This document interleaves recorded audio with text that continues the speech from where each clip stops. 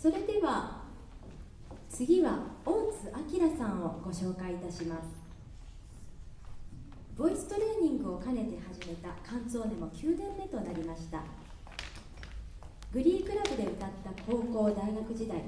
シャンソンを中心に歌った40代から50代、そして現在へと、声量も昔のままとはいきませんが、まだ初めて出会う歌はいくらでもあり、それが楽しみです。詩人の魂というシャンソンがあります。作者がこの世を去った後も、人々は何気なくその歌を口ずさみ、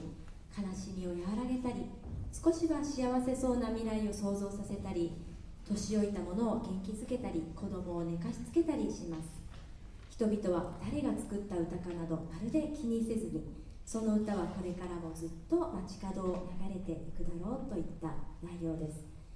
現在世界遺産登録がある種のブームですが、私たちが歌っている歌の多くが何十年何百年昔に作られた歌ですから、何気なく歌い継がれているこうした数々の歌にも大切な遺産としての価値があるのではないでしょうかとお話ししておられました。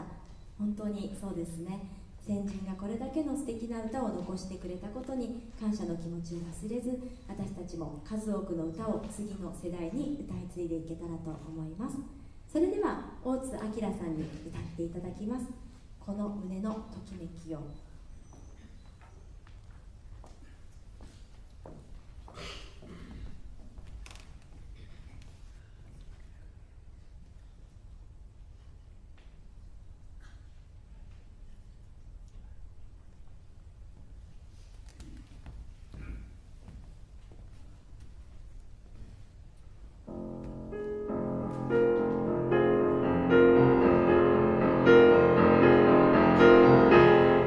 Siamo qui, noi soli.